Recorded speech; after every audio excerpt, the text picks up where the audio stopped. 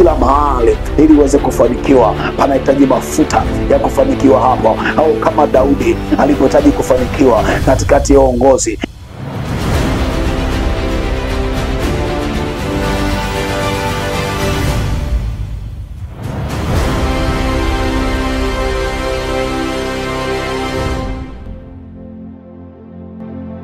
Amen. Bwana Yesu asifiwe. Ndugu mpendwa mtazamaji wa Tanzania Gospel Television, ninamshukuru Mungu kwa ajili yako uliyepata nafasi ya kuweko mahali hapa siku ya leo, na wewe ambaye umepata kibali cha kuwa sehemu ya watu wema na watu wazuri ambao wame tune in TC Gospel Television kwa ajili ya kipindi chako pendwa sana ambacho kinaitwa Amka Tuombe. Na kama kawaida always umekuwa na mimi Anointed Man of God Ayubu Wafyela, mimi ambaye ni moderator na ndiye ambaye msimamizi wa kipindi hiki cha Amka Tuombe. Kwa hiyo niseme karibu sana ibadani. Ibada yetu ni ibada ambayo inakuja kila siku majira kama saa 6 mpaka saa 8 usiku. Mlengo wetu mkubwa ni kufanya uombe, lakini pia kukuombea. Kwa hiyo uko mahali sahihi kabisa kwa ajili ya maombi, na uko mahali sahihi kabisa kwa ajili ya kupata majibu ya maswali ulionayo. Bwana Yesu na asifiwe sana sana sana sana. Nikiwa ninaanza ibada hii na kipindi hiki kizuri sana sana sana sana, nitaomba nimshukuru Mungu kwa ajili yako na kwa ajili ya kibali ambacho umepata na tumepata sote. Kwa hiyo mahali hapa kana kwamba neema ya Mungu na ikuguse na uwepo wa Bwana ukuguse. Ninajua una mahitaji yako, najua una haja za moyo wako ambazo natamani Mungu aweze kukufanyia. So twende sambamba ninapofungua ibada hii. Upako wa Mungu, neema ya Bwana, kibali cha Mungu kukuhudumie mahali ambako na maswali, mahali ambako umekosa majibu kwa muda mrefu, basi kwa ibada ya siku ya leo ukapate majibu ya maswali ulio nayo. Bwana Yesu, ninakuja kwako Baba. Asante kwa ajili ya kila moja ambaye umemchagua kuweko hapa. Asante kwa huyo ambaye usiku wa leo yuko mahali hapa. Na mimi Mungu ninakushukuru kwa ajili yao. Asante kwa ajili ya kazi zao, asante kwa ajili ya biashara zao, asante kwa ajili ya watoto wao, asante kwa ajili ya kazi zao. Baba, ninaachilia upako ndani ya kila moja aliyoko mahali hapa. Neema kwenye maisha yake, neema kwenye familia yake, neema kwenye kazi zake, neema kwenye uchumi wake, katika jina la mwana kondoo Yesu Kristo aliye hai. Nikienda kinyume na kila ajenda za giza, kinyume na kila mipango ya giza, mipango ya kipepo, mipango ya kichawi, ninapiga kila nyaraka za giza, ninapiga kila nyaraka za kipepo ambazo adui ameziachilia siku ya leo. Bwana Yesu, neema yako imguse, neema yako mhudumie, neema yako mguse kila moja aliyoko mahali hapa, katika jina la Yesu Kristo wa Nazareti aliye hai. Kila ajenda za giza, za kipepo, za kichawi ambazo adui anaziachilia katikati ya kila moja aliyoko mahali hapa, ninapiga hiyo mipango ya giza, ninapiga mipango ya kipepo ambayo adui anaiachilia ndani yao, ninaikataa kwa jina la Yesu Kristo aliye hai. Baba, umesema kwenye Yakobo sura ya 4 mstari wa 7 ya kwamba mtiini Mungu, mpingeni shetani naye atawakimbia. Na mimi ninanena kwa imani, ninampinga shetani kwenye maisha kila moja aliyoko hapa, ninampinga shetani kwenye biashara ya kila moja aliyoko mahali hapa, ninampinga shetani kwenye kazi ya kila moja wale aliyoko hapa, katika jina la Yesu Kristo Nazareti aliye hai. Upako wa Roho Mtakatifu kufunike mahali uliko. Upako wa Bwana ukufunike mahali uliko. Upako wa nguvu za Bwana ukufunike mahali uliko. Upako wa Roho Mtakatifu ukufunike mahali uliko. Hata kama umefika mahali ambako umechoka, umefika mahali ambako huoni njia, umefika mahali ambako unaona giza, ninakutangazia upako wa Bwana wa kusonga mbele, neema ya Bwana ya kusonga mbele, nguvu za Bwana za kusonga mbele, uwezo wa Bwana wa kusonga mbele uwe mbele yako sahi, katika jina la Yesu Kristo. Kila ajenda za giza, kila ajenda za kipepo, tunaziseta kuzimu kwa jina la Yesu. Tunaseta kuzimu kwa jina la Yesu. Tunaseta kuzimu kwa jina la Yesu. Kila mipango ya giza kipepo tunaiseta kuzimu kwa jina la Yesu. Kila moja aliyoko mahali hapa, Bwana, ninamtangazia neema ya kuvuka, uweza kuvuka, upako wa kuvuka, kibali cha kuvuka, uweza kuvuka kwa mamlaka ya jina la Yesu, kwa mamlaka ya damu ya Yesu, kwa mamlaka ya jina la Yesu Kristo wa Nazareth aliye hai. Yes, Mungu akubariki kwa kuweko hapa. Mungu ametupa neema nzuri sana, ametupa kibali kizuri sana cha kuwa na maombi maalum. Maombi gani? Maombi ambayo tunatembea nayo, anasema kuvua vazi la aibu ndani ya familia yako. Kwa hiyo kwenye ibada hii siku ya leo, mahali popote ulipo, mlango wa Mungu umefunguka kwa ajili yako, kwa ajili ya kukuvua aibu na kuvikwa heshima, kukuvua mateso na kukuvika furaha, kukuvua kushindwa na kukuvika kushinda. Somebody say amen. Kama unaamini sema amen, amen, amen, amen. Mara nyingi sana adui anatumia silaha za rohoni kwa ajili ya kuwapiga watu wa rohoni ambao wanaishi mwilini, na silaha mojawapo huwa anatumia silaha ya kumvika mtu vazi la aibu. Vazi la aibu ni vazi la kiroho kama alivyo mavazi ya kimwili. Kwenye ulimwengu wa mwili, kwenye physical realm, kwenye ulimwengu wa mwili, kumbuka, kinachotustili kwenye ulimwengu wa mwili ni mavazi. Mavazi ndio yanayotustili. Kwa hiyo mavazi yana nafasi ya kumstili mtu. Kwa ili mtu asistirike, adui anamuondolea vazi la heshima, anamvika vazi la aibu. Kuna watu ambao vita ulionayo ni kwa sababu unatembea kwenye changamoto ya vazi la aibu. Hebu kama unaandika leo, andika mambo yafuatayo na kufundisha. Andika mambo yafuatayo. Jambo la kwanza la kuandika, andika namna hii. Andika namna hii. Kama unaandika, andika namna hii. Andika namna hii. Mungu anaitwa Jehova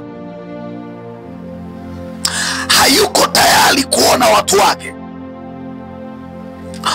wanaishi maisha ya kuwa ndani ya aibu, bali Mungu anaitwa Jehova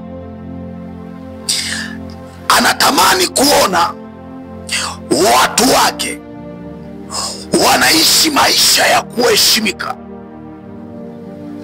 Heshima. Kwa hiyo kama anapenda uishi maisha ya heshima, kama Mungu anapenda familia yako ishi maisha ya heshima, kama Mungu anapenda watoto wako ishi maisha ya heshima, miongoni mwa kitu ambacho atafanya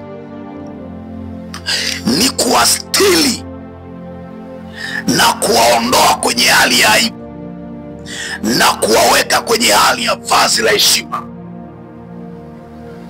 Siku ya leo mtu mmoja unaenda kuvikwa vazi la heshima. Familia yako inakwenda kuvikwa vazi la heshima. Arabashanda rabakura. Ungesema amen kwa jina la Yesu kama unaamini. Mtu mmoja siku ya leo, kwa upako na kwa jina la Jehova, ninakuvua vazi la aibu, ninakuvika vazi la heshima. Aibu ambayo adui ameiweka ndani ya familia inaondoka. Sasa familia nzima mnavikwa heshima. Maandiko yanasema kitabu cha Mwanzo sura ya 3 ule mstari wa 9. Mwanzo sura ya 3 ule mstari wa 9. Mwanzo sura ya 3 ule mstari wa 9. Maandiko yanasema namna hii: Bwana akamwambia Adamu, Adamu uko wapi? Bwana akamwambia Adamu, Adamu uko wapi? Iko hivi, Adamu alipomtenda Mungu dhambi, alikuja kugundua kama hayuko na vazi. Na ndio maana Mungu akikuvika vazi la heshima, ukweli ni kwamba kila mmoja ulioko hapa, ulipokuwa unazaliwa duniani, umekuja ukiwa una package ya baraka zako, umekuja ukiwa na package ya heshima. Mungu alikuleta duniani, umekuja tayari umeshakuwa blessed. So you are blessed. Wewe ni mbarikiwa. Mungu ameshakubariki. Umekuja duniani umebarikiwa. Umekuja duniani umekuja na full package ya baraka. Kwa usiangalie ya watu. Sasa Adamu pia alipokuwa pale Eden, uwepo wa Adamu pale Eden ni uwepo wa Eden ambao Mungu alikuwa ameshampa baraka. Alikuwa ameshampa throne. Alikuwa amempa kiti. Unasema mtumishi naongea nini? Iko namna hii. Mungu anamwambia Adamu uko wapi? Maana yake Adamu, kuna mali nilikuweka, kuna kiti nilikuweka, kuna position nilikuweka, kuna nafasi nilikupa, kuna cheo nilikupa, kuna nafasi nilikupa, lakini adui kakuondoa. Ndicho ambacho adui anafanya, kuondoa watu kwenye nafasi. Leo ninakutangazia kwa jina la Yesu Kristo wa Nazareti, kila nafasi yako iliyoibiwa na adui, kila cha kwako ambacho adui ameiba, kama ambavyo joka aliiba pale Eden, leo ninakutangazia upako urejesho. Upako urejesho. Marabasike. Mtu mmoja leo unaenda kurejeshewa. Adamu akaambiwa uko wapi? Maana yake Adamu haupo kwenye nafasi. Adamu, nilikuweka katikati ya position lakini haupo.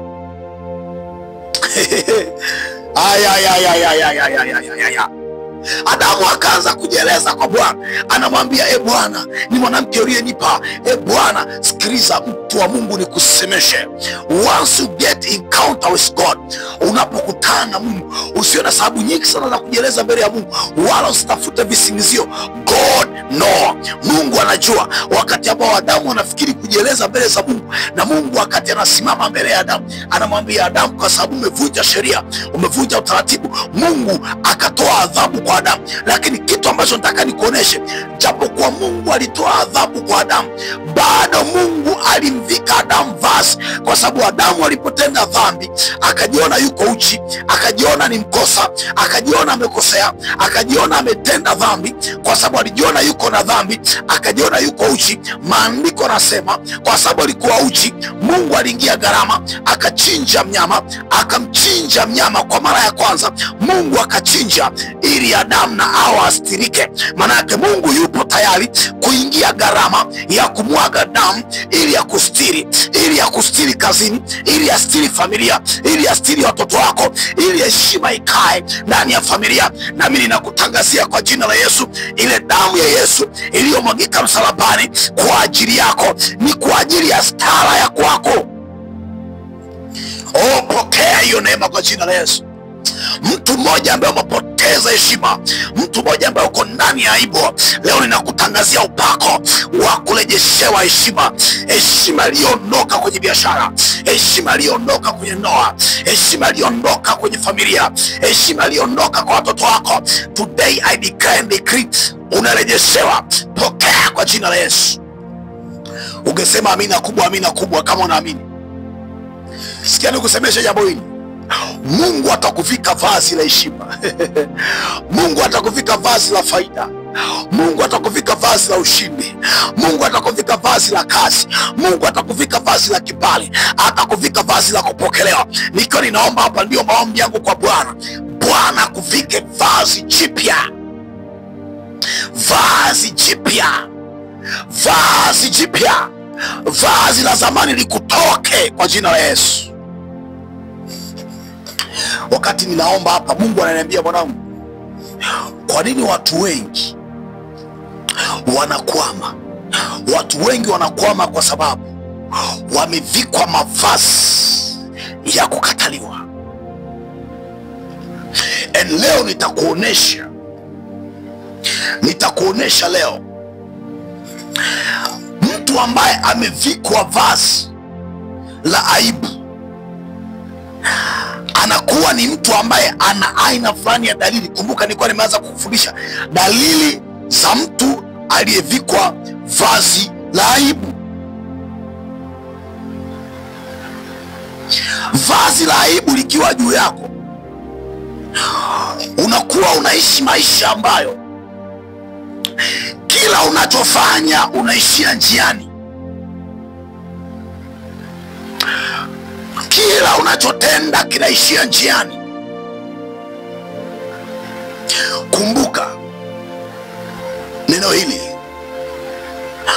utakapoanza jambo lolote, tamanio la Mungu ni kila unachokianza kisiishie njiani. Wakati huo tamanio la shetani ni kila unachofanya kinaishia njiani. Ndio maana wanaoanza ni wengi, wanaomaliza ni wachache. Leo nimekuja kutangaza mahali hapa kwa jina la Yesu.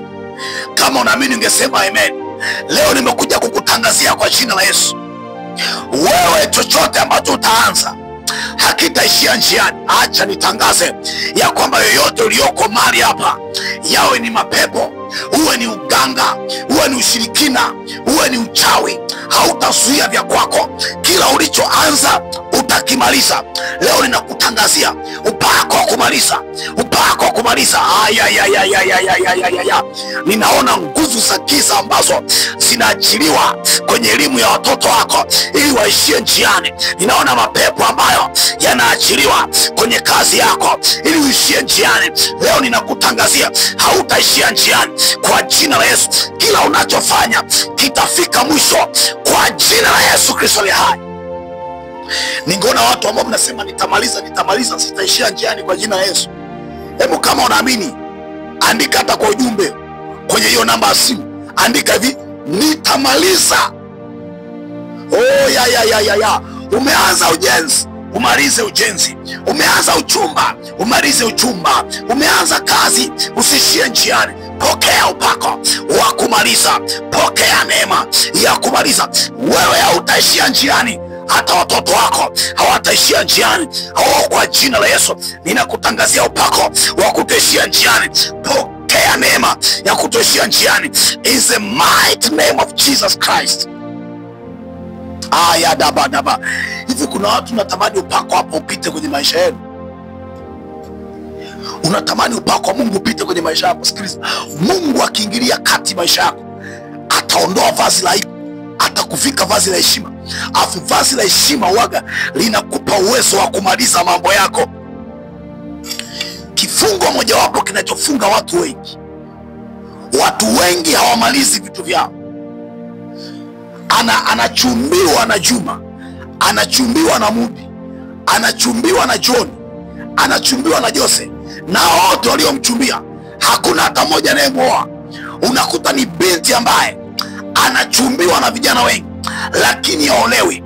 Kitu gani kinamfunga? Vazi la aibu limekuwa juu yake. Kila anachoanzisha kinaishia njiani. Acha leo nitabiri kwa jina la Yesu. Kila ulioko hapa na kutabiria kwa jina la Yesu, hautaishia njiani kwenye mambo yako. Hautaishia njiani kwenye biashara yako. Hautaishia njiani kwenye uchumba wako. Hautaishia njiani kwenye ndoa yako. Pokea hiyo neema kwa jina la Yesu. Kila uchawi unaosimama ili kuzuia mipango yako unapigwa kwa jina la Yesu. Sisi tunaomba na watu, ndio maana tunajua. Ndio maana nimekuambia dalili ya kwanza, roho ya vazi la aibu ikimvaa mtu inamkandamiza mtu, inamkalia mtu. Mpendo, wachawi wanakalia watu, wachawi wanakalia watu, wachawi. Ndio maana ukipata nafasi ya kuwapiga, wapige kweli kweli. Tunakwambia kama usiku kama sasa, omba. Mwingine saizi amelala kabisa, anaota na ndoto anakaliwa saa hii, kwa sababu mchawi, mshirikina ni wakala wa shetani. Kwa hiyo yuko pale kwa niaba ya shetani. Kama wao sisi watumishi wa Mungu tupo kwa niaba ya Mungu, na yeye ni kuhani wa shetani. Kazi yake ni kuhakikisha wanadamu wanaangamia, wanateketea. Na eneo mojawapo ambalo nimekwambia adui analiwinda kwako ni kuhakikisha haumalizi mambo yako. Unakuwa ni mtu unayeishia njiani, unakuwa ni mtu ambaye unapitia vita sana kwenye kumaliza vitu vyako. Kuna watu ambao hawamalizi vitu, yani hajawahi maliza, yeye kila kitu anaishiaga njiani. Huyo mtu ukiingia naye kwenye uchumba, usifikiri kama atakuja kwenu akakuoa, kwa sababu yeye anaishiaga tu njiani. Huyo mtu ukianza naye biashara, usifikiri kama mtakuja kufanya dili ya biashara mkamaliza, kwa sababu yeye anaishiaga njiani. Huyo mtu ukimwajiri kwenye ofisi yako, usifikiri kama atatoboa miezi hata mitatu, kwa sababu yeye anaishiaga njiani, anaishia njiani. Dalili hii ya kuishia njiani ni dalili hii ambayo watu wengi waliokaliwa ni watu waliofungwa na vazi la aibu. Okay, kama unaandika, andika ombi namba 1 ambao tutaomba. Andika, tutaomba Mungu atupe neema ya kumaliza mambo yetu. Ninakuombea Mungu akupe neema ya kumaliza mambo yako. Kile ambacho umekianza kisiishie njiani.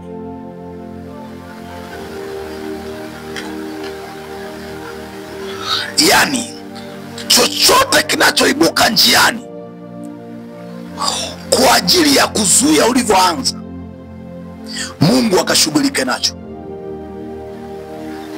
Andika maandiko yafuatayo ambayo tutatembea nao kwenye hili ombi. Andiko la kwanza ni Wafilipi 1:6. Wafilipi 1:6. Wafilipi nasema, nami niliamini hilo ndilo hili, ya kwamba yeye aliyeanzisha kazi njema mioyoni mwenu ataimaliza hata siku ya Kristo Yesu. Sikiliza mwanangu, nikufundishe kitu chepesi hiki. Wewe ambaye uko hapa, sikia nikufundishe jambo jepesi tu. Iko namna hii. Jambo ambalo unalifanya, ikiwa ni Mungu amelianzisha, usije ukaogopa vita. Narudia tena, ukiona kitu unachokifanya ni Mungu ndiye aliyekianzisha hicho kitu, usiogope vita. Usiogope vita. Kama unachofanya ni Mungu amekianzisha, usiogope vita. Vita ambayo wanadamu wanakuinulia, usiogope. Vita ambazo ndugu zako wanainua, usiogope. Yani una uhakika kwamba hiki ninachofanya ni Mungu amekianzisha, songa mbele. Ungesema amina kubwa kama unaamini. Yani unachofanya umeanza na Mungu. Tukianzaga na Mungu, tunamalizaga na Mungu. Kama ni Mungu ameruhusu tukaanza, uwaga na ruhusu tumalize. Unapigwa vita kwenye huduma yako, unapigwa vita kwenye uchumi wako, unapigwa vita kwenye ndoa yako.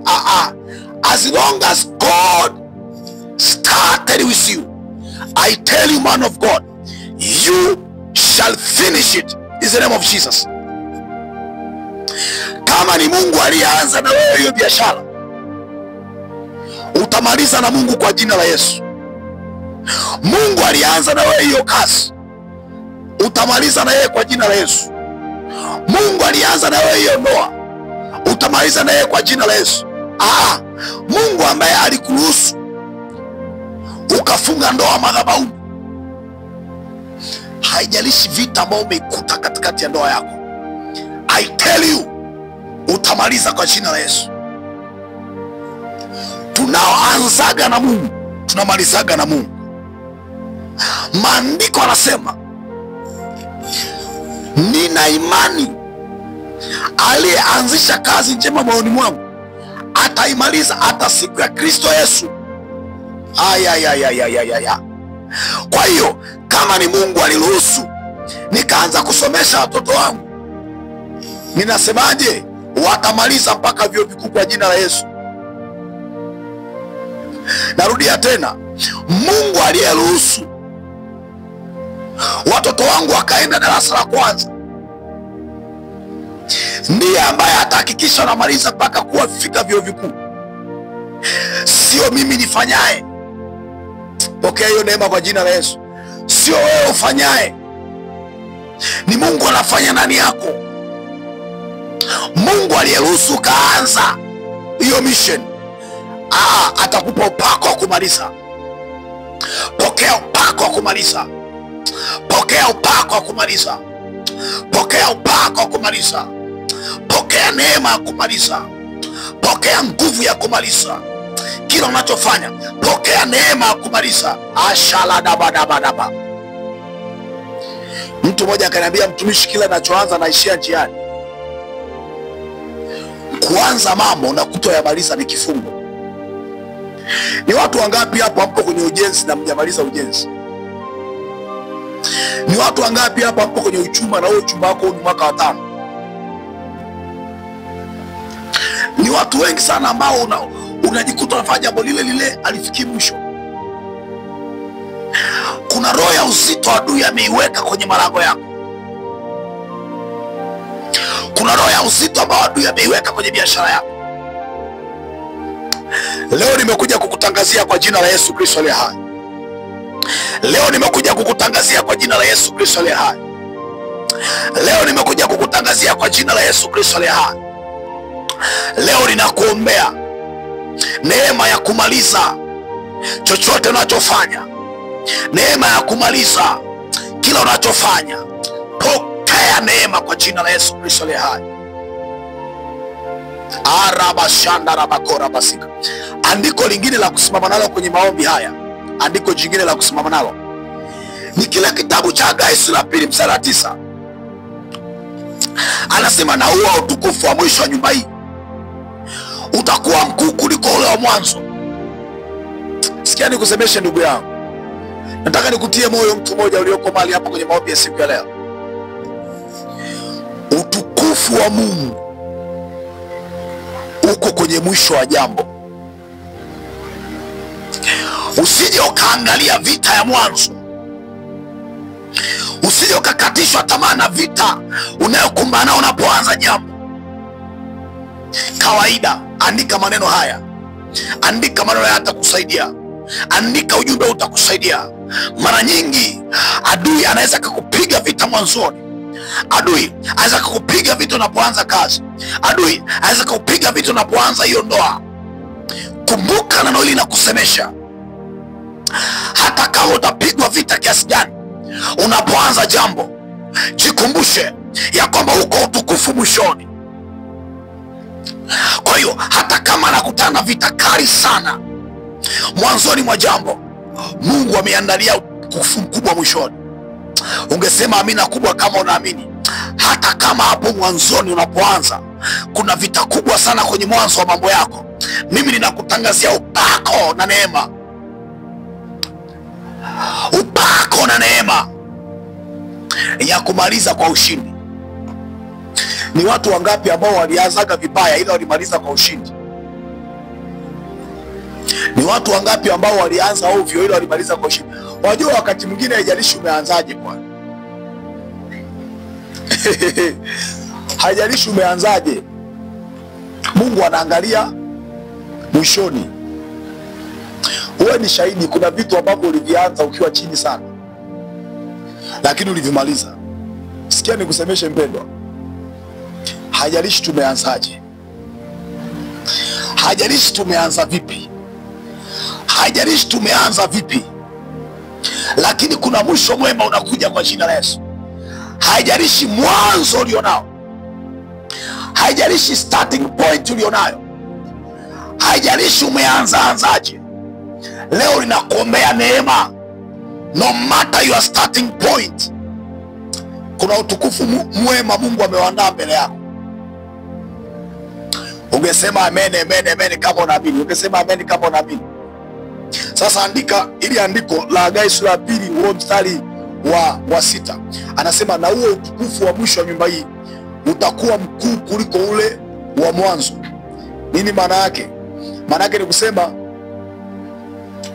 Mungu anapokuwa anafanya mambo yake, utukufu wa kwake uko kwenye mwisho wa jambo. Acha nikusomee hapa uweze kuona hayo maandiko. Acha nikusomee hapa. Nimesema uandike sababu nimekutajia hili ombi, sababu tutaingia nalo kwenye maombi, tutaomba hapa kwa imani. Ili ni ombi bila kwanza. Hapo mbele kuna maombi mengine nitakuonesha. Nina maombi mengine nitakuonyesha. Hagai sura ile ya 4, sura ile ya 2. Hagai sura ile ya 2 ule mstari wa 9. Mathayo sura ile ya 28 ule mstari wa 20b. Naanza na Mathayo. Hagai yote tunaijua. Anasema mimi nipo nanyi siku zote hata ukamilifu wa dahari. Mimi nipo nanyi siku zote hata ukamilifu wa dahari. Ninaposema tuombe Mungu atupe neema ya kumaliza, ninaposema muombe Mungu akupe upako wa kumaliza mambo yako,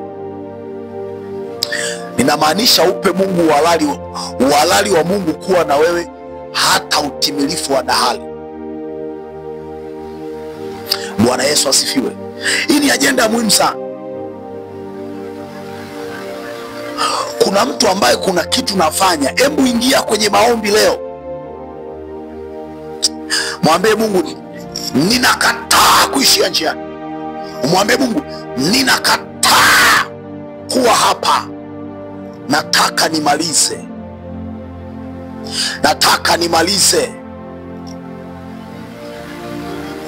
Kuna mama mmoja hapa unatakiwa kuomba kwa ajili ya mtoto wako aliye darasa la 7, darasa la 5, form 2, form 6, aliye chuo, ya kwamba mtoto wangu hataishia njiani, ya kwamba mtoto wangu hataishia njiani. Miongoni mwa vita ambayo watoto wetu wanapitia sana ni vita ya adui kuwapiga vita wasimalize. Na ni kweli inatokea changamoto njiani, mtoto anashindwa kumaliza shule. Leo tumekuja kutangaza, leo tumekuja kunena, leo ninanena kwa imani, ninakuombea hapa. Mungu atakupa neema na atakupa upako wa kumaliza mambo yako. Bwana Yesu Kristo asifiwe. Hilo ni ombi la kwanza. Tutaomba hapo. Ni ajenda namba 1, tutaomba. Ajenda namba 2. Ajenda namba 2. Na kutajia hizi ajenda 2, alafu tunaingia kwenye maombi, tunaziunganisha kwa pamoja, tunaomba. Na kama una maombi yako anza kutuma maombi yako. Kama una maombi yako anza kutuma. Ajenda namba 2 nasema hivi: mlima wa watu wa kiroho na kimwili uliosimama mbele yangu kunizuia mimi kufikia hatima yangu. Mlima wa aibu na vazi la aibu. Usiku wa leo, ewe mlima, ninakuharibu kwa jina la Yesu. Kwa hiyo ombi hili tunaachilia moto. Ili ombi tunaachilia moto. Tunaachilia moto. Ni ombi la kuachilia moto kwenye kila mlima uliosimama mbele yako. Tunaachilia moto kwenye kila mlima uliosimama mbele yako. Huo moto upite uyeyushe huo mlima. Ndio maana ya moto. Moto upite uyeyushe huo mlima. Andika maandiko yafuatayo. Mimi nakufundisha, nakupa maombi na maandiko. Zaburi ya 97 mstari wa 5. Milima iliyeyuka kama nta mbele za Bwana. Milima inayeyuka kama nta mbele za Bwana. Milima ni nini? Ni chochote ambacho kinasimama kukuzuia kuona kesho yako, kwa sababu nikikaa namna hii, kama mbele yangu kuna mlima, maana yake mlima unanizuia kuona destination. Kwa hiyo kiufunuo, milima kibiblia, mlima ni chochote ambacho kinasimama kama stagnation, kinasimama kama zuio. Kwa hiyo maandiko yanasema milima inayeyuka kwa neno la Bwana. Kwa hiyo kuna mtu ambaye ugonjwa wa kansa ni mlima kwenye maisha yako. Kuna mtu ambaye vazi la kushindwa kuishia njiani ni mlima kwenye maisha yako. Kwa hiyo tunaingia kwenye maombi sasa, tunaachilia moto upite sasa, kila mlima uyeyuke. Andiko gani unasimama nalo? Zaburi ya 97 mstari wa 5. Na leo ninaomba na wewe hapa, hatua kwa hatua. Kumbuka mimi ni apostol na ni mhubiri, ni mwalimu na kufundisha. Sitaki tu kuomba wakati hujui unaomba nini. Ndio maana ninakuombea na nitakupa hapa na nini, nitakupa namna ya kuomba hapa. Ndio maana nakupa maandiko, kwa sababu sitaki uombe kibubu. Waombaji wengi wameomba hajapata matokeo kwa sababu wameomba kibubu, wameomba rafu, hujaomba na maandiko. Bwana Yesu asifiwe mshindi. Najua unanielewa.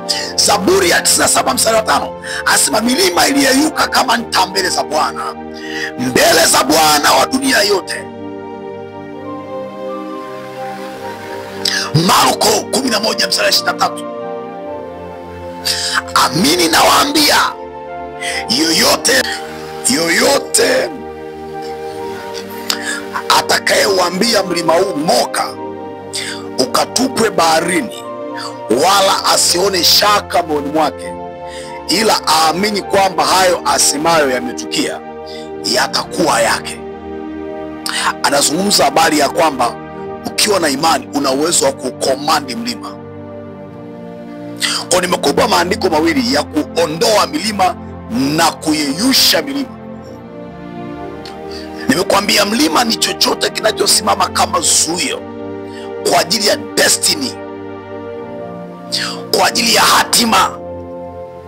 Kwa hiyo utajua wewe kama mwingine zuio lako kazini ni watu, ni mlima, shughulika na huo mlima mpaka umeona tambalale.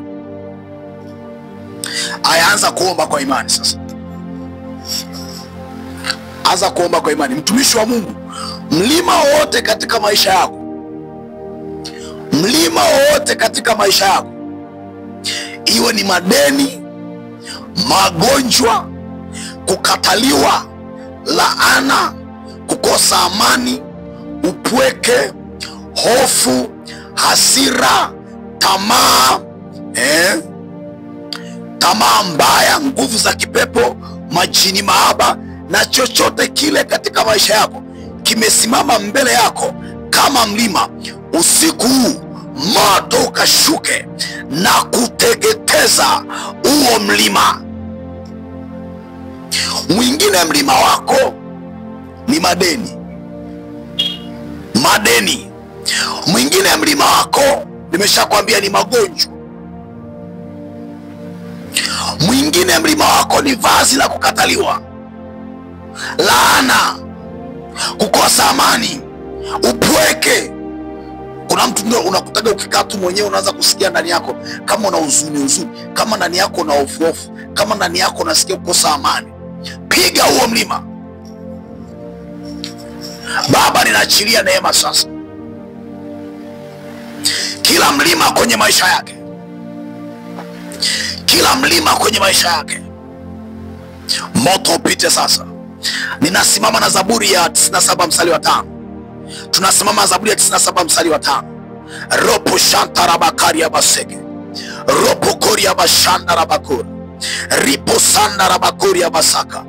Zaburi ya 97 mstari wa 5 anasema ya kwamba milima iliyeyuka kama nta mbele za Bwana, mbele za Bwana wa dunia yote. Milima inayeyuka kama nta mbele za Bwana, mbele za Bwana wa dunia yote. Milima inayeyuka kwa jina la Yesu Kristo aliye hai. Bwana Yesu, kama vile milima iliyoyuka mbele zako, nami niatuma moto sahihi. Milima yote ya kipepo, katika roho, katika mwili, teketea kwa moto kwa jina la Yesu Kristo aliye hai. Omba tena, sema kila mlima uliosimama mbele yangu, ninakuamuru teketea kwa jina la Yesu. Haribika kwa jina la Yesu. Teketea kwa jina la Yesu. Potea mbele yangu kwa jina la Yesu. Toweka kwa jina la Yesu.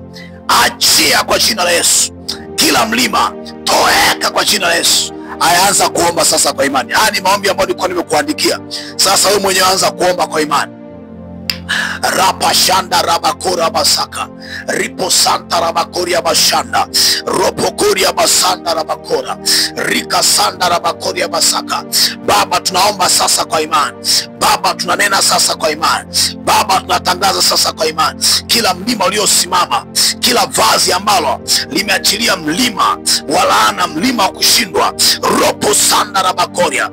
Bwana Yesu, ninaachilia neema kwa kila mmoja sasa. Rapa shanda rabakora basaka. Endelea kunena, endelea kunena, endelea kunena. Simama Zaburi ya 97 mstari wa 5.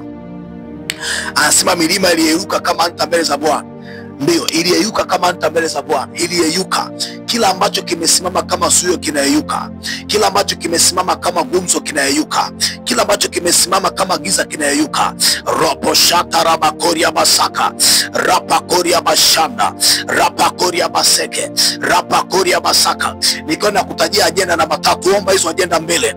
Wengine milima imesimama, mfikii kumaliza mambo yenu. Katika jina la Yesu Kristo aliye hai. Ropo shanda rabakoria basanda. Ropo koria basaka. Riba shanda rabakoria. Yanda rabakoria basaka. Katika jina la Yesu. Ndio, yeyuka, yeyuka, yeyuka, yeyuka, yeyuka, yeyuka. Huo uchawi ulioachiliwa, huo uganga ulioachiliwa ukasimama kama mlima, yeyuka, yeyuka, yeyuka, yeyuka, yeyuka, yeyuka, yeyuka, yeyuka. Mlima wa madeni, mlima wa kushindwa, mlima wa kuanguka, mlima wa laana, mlima wa magonjwa, yeyuka, yeyuka, yeyuka, yeyuka, yeyuka, yeyuka. Power kwa jina la Yesu Kristo aliye hai. Ninakuombea sasa. Ninakuombea sasa. Ropo shanda rabakoria basaka. Ninakuombea neema ya Bwana mahali uliko. Kila ambacho kimesimama kama mlima. Zaburi ya 97:3. Hicho ambacho kimesimama kama mlima kinadaka moto kwa jina la Yesu. Kinakuachia kwa damu ya Yesu. Kuna mwingine wakati ninaomba hapa, una changamoto ya kiafya. Una changamoto ya kiafya. Connect upako huko kuliko. Una changamoto ya kiafya. Nikiwa ninaomba hapa, kama ugonjwa huo umesimama kama mlima, toka ugonjwa umeingia ndani ya nyumba yako, umekuwa ni mtu wa vita, ni mtu wa kushindwa. Toka ugonjwa umeingia, hakuna ambacho umeanza ukakimaliza. Sasa ninakuombea neema ya Bwana ikutoshe. Ninakuombea uwezo wa Bwana ukutoshe. Huo ugonjwa uliokukamata, pigwa kwa jina la Yesu Kristo aliye hai. Ndio. Pigwa kwa jina la Yesu Kristo aliye hai. Ndio. Pigwa kwa jina la Yesu Kristo aliye hai. Vazi la ugonjwa ambalo limeachilia laana, limeachilia kushindwa kwako, limeachilia kushindwa kwako, hilo vazi la ugonjwa, pigwa kwa jina la Yesu. Pigwa kwa jina la Yesu. Pigwa kwa jina la Yesu. Pigwa kwa jina la Yesu. Pigwa kwa jina la Yesu Kristo aliye hai. Ndio. Ninaachilia neema kwenye biashara yako. Mwingine kwenye biashara yako kuna vazi la hasara linasababisha biashara yako ina yumba yumba. Unakutana milima katikati ya biashara yako. Unakutana milima katikati ya biashara yako. Ninaachilia moto sasa. Naachilia moto sasa. Hiyo milima inayeyuka.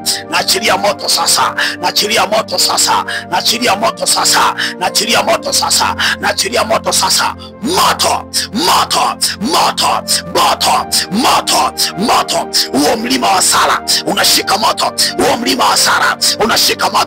Huo mlima wa hasara unadaka moto. Huo mlima wa hasara unashika moto. Fire, fire, fire kwenye hiyo mikono yako, roho ya hasara. Kwenye hiyo biashara yako, roho ya hasara. Kwenye hiyo mikono, pigwa kwa jina la Yesu. Pigwa kwa jina la Yesu. Pigwa kwa jina la Yesu. Pigwa kwa jina la Yesu. Pigwa kwa jina la Yesu. Ninaona milango yako inafunguka. nikiwa ninaomba, naona milango yako inafunguka, naona milango yako inafunguka.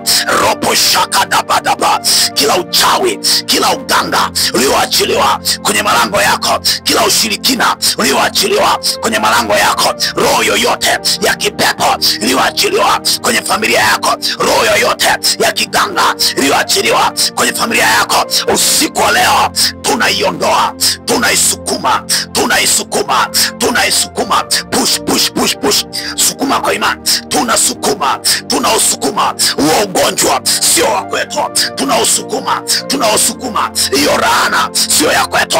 Tunaisukuma, tunaisukuma, tunaisukuma. Hayo mapepo ya magonjwa sio ya kwako, na yasukuma kwako. Ninayaondoa, ninayaondoa, ninayaondoa, ninayaondoa. Hiyo laana ambayo umesimama kwa watoto wako, sasa inaondoka, sasa inaondoka. Hilo vazi la laana ya kushindwa sasa linaondoka. Pigwa kwa moto, pigwa kwa moto, pigwa kwa moto. Kuna kitu kinatokea napokuombea, kuna jambo linatokea napokuombea. Ropo sakatapa, ropo koria pakata, rikasata bariamando, rapa koria basaka, rikashanda, rikaseke, ripashanda, ropo koria. Moto, moto, moto, moto, moto, moto unapita, moto unapita ulipo, moto unapita. Sogelea TV yako, moto unapita, moto unapita, moto unapita. Uchawi, uganga waliokufunga ndio kwenye hiyo figo, hiyo figo. Ninaona kama una shida ya figo, sogelea TV yako kwenye hiyo shida ya figo. Ropo satagadabaya, umefanya dialysis vya kutosha, ndio vazi la ugonjwa umevikwa, umevikwa vazi la figo zako na ini zako kufeli. Leo ninakwambia, aliyekuumba alikuumba akakufanya kuwa na hilo ini na hiyo figo ikiwa nzima, lakini adui akapita kwako akaharibu. Huyo adui aliyeharibu hiyo figo, hiyo ini, au umevimba miguu, hiyo miguu yako imevimba, hiyo miguu yako imevimba, hiyo tumbo lako limevimba kwa sababu ya hiyo hali ya figo yako kufeli. Haya, ninaachilia moto napita, moto napita, moto napita. Operation, operation, operation, operation, operation, operation. Kila uchawi unateketea, kila uganga unateketea, kila ushirikina unateketea, kila mapepo yanateketea. Waliokufunga wanakimbia, waliokufunga wanakimbia. Ndio, ni usiku wa manane walikuja kwako usiku, wakakuloga, wakakufunga, wakakufunga na hizo tungule na huo uchawi na huo uganga.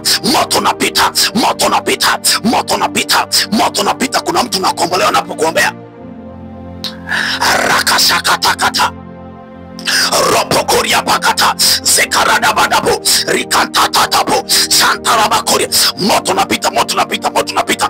Ninaona moto napita kwenye malango yako, unapita kwenye afya yako, unapita mahali uliko, unapita mahali uliko. Kila mapepo, kila uchawi vinateketea, vinateketea, vinateketea, vinateketea, vinateketea, vinateketea, vinateketea. Bawa kwa jina la Yesu Kristo aliye hai. Nyosha mikono juu namna hii. Sema, Baba yangu, Baba yangu. Ni ajenda ya tatu ya mwisho. Sema, Baba yangu, Baba yangu, kila nachokusudia kufanya. Sema, kila mipango niliyo nayo. Sema, Baba yangu, Baba yangu, leo ninatangaza kwenye mwezi huu utakuwa mwezi wa baraka na ushindi. Sema kwa jina la Yesu. Bwana Yesu, Bwana Yesu, ninasimama na Ayubu 22:28. Sema tena kwa jina la Yesu, kila nitakachokusudia hakitaishia njiani kwa mamlaka ya jina la Yesu. Sema kuanzia sasa, kila ninachofanya hakitaishia njiani. Sema ninachokusudia nitakimaliza. Sema yawe magonjwa yananiachia. Sema yananiachia. Sema yananiachia. Sema kila uchawi unaachia watoto wangu.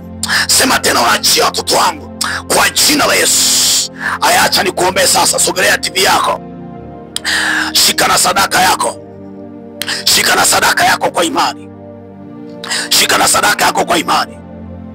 Sogelea TV yako katika jina la Yesu. Huyu aliye mgonjwa na kuwa mzima katika jina la Yesu. Ninaachilia upako wa uponyaji kwa jina la Yesu. Hata kama sio wewe, ndugu yako anapona kwa jina la Yesu. Huyu aliyoko mahali hapa ameshiriki ibada hii Bwana, kila laana, kila uchawi pigwa. Ndio huo ugonjwa ambao umetesa familia yao kwa muda mrefu, ninauseta kuzimu. Ndio hiyo laana ambayo imetesa biashara kwa muda mrefu, ninaiseta kuzimu. Ndio hayo mapepo ambayo yamekamata watoto kwa muda mrefu, ninayapiga kwa jina la Yesu. Ndio kila ushirikina ambao umekamata hiyo familia kwa muda mrefu, ninaupiga kwa jina la Yesu. Ndio sasa ninatangaza uhuru, uweza, mafanikio kwa damu ya Yesu. Ombea sadaka yako kama una sadaka. Shika sadaka yako. Unatamani vipindi hivi visidi kuweko hapa, unatamani TV isidi kwenda, ndio shika sadaka yako ambao unasema ninakutolea Mungu sadaka hii. Hii ni sadaka ninayotoa kwenye hii madhabahu kwa lengo ya kwamba kila nachokifanya hakitaishia njiani, nitamaliza. Kwa ndani hiyo sadaka ambayo unatoa, sadaka hiyo inaambatana na upako wa kumaliza mambo yako, na sadaka hiyo inaenda kunena kila vazi ambalo wamekuvika ya kwamba usimalize vitu, kila vazi ambalo umevika ya kwamba uishie njiani, watoto wako ishie njiani. Shika sadaka yako tu hata kwa ajili ya watoto wako. Shika tu ya kama Mungu, hii ni sadaka hata kwa ajili ya watoto wangu, hii ni sadaka hata kwa ajili yangu. Unapotoa mwambie Mungu, hii sadaka ninatoa mimi kama mama, ninatoa hata kama ni binti, ninatoa kwa ajili ya watoto wangu wajao.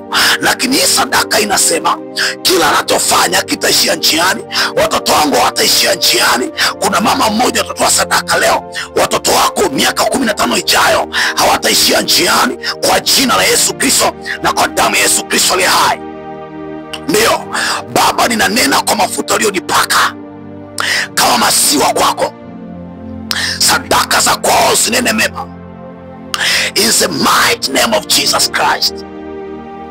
Hakuna aliyoko mahali hapa atakayezuiliwa tena. Kila aliyoko mahali hapa akamaliza mambo yake. Vazi la kuishia njiani nalipiga kwa jina la Yesu kwenye maisha yake. Namtangazia upako na neema ya ushindi na mafanikio katika jina la Yesu Kristo aliye hai. Amen. Mungu akubariki. Unaweza kumtumikia Mungu kwa sadaka yako kupitia akaunti ya CRDB. Unaweza kashiriki, nitakutajia hiyo akaunti hapo.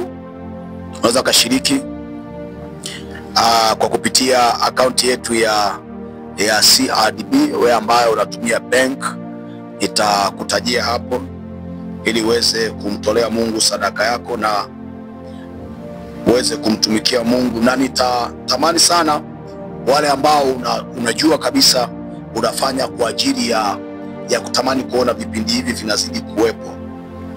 Unatamani kuona vipindi hivi vinazidi kuwepo.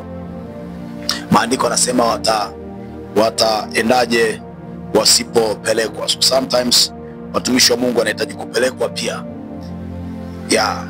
Unaweza kutumia namba 0152 00 0J 0152 00 J 19F00 CRDB. Lakini pia unaweza kutumia Mix by Yas 07745 95 07745 Unaweza kutumia pia Vodacom, namba ambayo watu wengi mmekuwa mkitumia ni 0742 52 35 17 0742 52 35 17. Unaweza kutumia pia Alopesa 0623 1257 66. Tafuta njia ambayo ni nyepesi hapo kumtolea Mungu sadaka yako. Baba, asante kwa ajili ya neema, asante kwa ajili ya kibali, asante kwa sadaka zao. Asante Bwana kwa wale ambao tumeomba nao maombi ya kuvua aibu na kuvikwa heshima. Kila aliyoko mahali hapa Bwana, heshima iwe juu yake, mafanikio yawe juu yake katika jina la Yesu Kristo aliye hai. Amen. Mungu wa mbinguni akubariki. Uwe na usiku mwema. Amen.